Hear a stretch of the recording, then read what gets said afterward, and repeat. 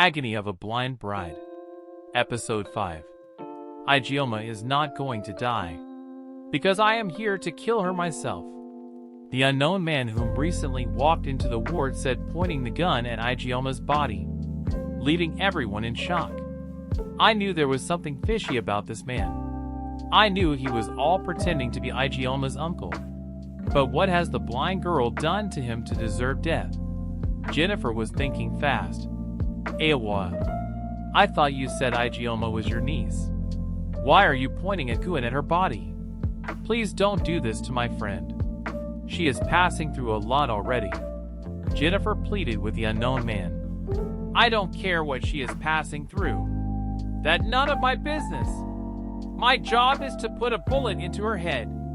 And don't try to stop, or you may join your ancestors together with her, said the unknown man, and everyone in the room was afraid. Please, you don't have to kill her. Just look at her condition.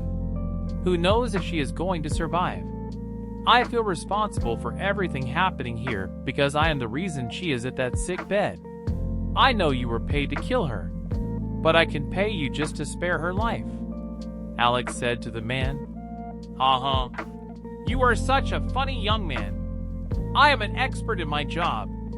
I don't accept bribes or go against the deal. I don't betray my clients. So shut now, said the man. All right, let's do it this way. I will pay ×2 of what you were paid for the job. I just want you to spare her life, that Alex said, trying to convince the killer to accept his bribe. Shut now, if you don't want a bullet in your head too. Like I said, I don't need a bribe, and here to do my job and walk out. Don't make me add more life to the list, said the unknown man, pointing the gun to Alex. The doctor secretly took his phone from his pocket and was about texting the police, but the man turned to his side, so he quickly hid the phone. And what makes you think you can finish the job without getting caught? This is a hospital. I know you can come in here without getting caught, but you can't go out because that gun in your hands will make a sound if you pull the trigger, the doctor said. You all really think I'm stupid. I am an expert. This is an English gun, completely silent. So not even the flies would hear a sound if I put a bullet in your dumb head now. And don't try anything funny with your phones. So the unknown man collected all their cell phones and told them to come down at their knees, pointing the gun at their head, making them sacred. So they obeyed. What they don't understand was who sent the man to come and kill Igioma. What has someone like Igioma done to deserve getting her killed? The strange man brought out a cell phone and switched to the camera app. He pressed the recording and the video began recording. I need to make a video of her dead, as a proof that my job is done completely, said the unknown man. Mrs. Agatha, who has been silent, stood up on her feet. I don't have any business with you killing anybody. I should be on my way now. You can kill the girl if you want, said Mrs. Agatha. No, Mom, you can't go. He is keeping us hostage here, and if you try to move out, he might lay an attack on you, Alex whispered to his mother. But Mrs. Agatha wasn't bothered about anything.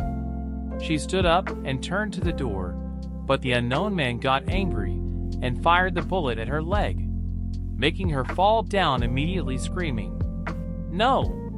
Alex shouted and gathered up the courage to stand up to the man by grabbing his legs.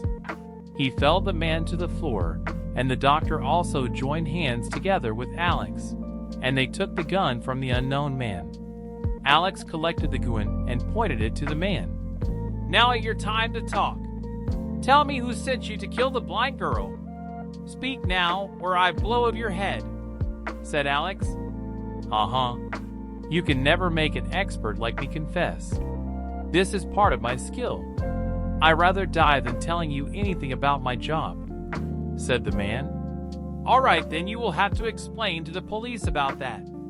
Not me, but I feel like shooting one of your legs just like you did to my mom, Alex said. His hand was shaking as he held the gun. He never did that before. Oh, you are such an innocent man. Look how you are shaking with the gun. I know you can't hurt an ant with that. Now give it back, let me finish my job," said the man trying to collect the gun, but the doctor quickly gave him a hard blow on his face. He fell to the floor and fainted. The police was called immediately to come and arrest the man, and in a few minutes, they arrived at the hospital and put a cuff on the unknown man. "You are under arrest for attempting to murder," they say to him. While the police was taking him out of the hospital, Jennifer told them to make sure they find out who is behind the attack, and the police promised to do that for her. After the police left with the man, they all turned to Igioma, but it was shocking to them that she was not shaking her body anymore. The doctor quickly began making some checks on her, but found nothing. "Doctor, what wrong? She is not shaking anymore. Does that mean she is stable now?" Jennifer asked. Yes, she is not shaking anymore. I already checked her again and again, but nothing came out. That could possibly mean one thing.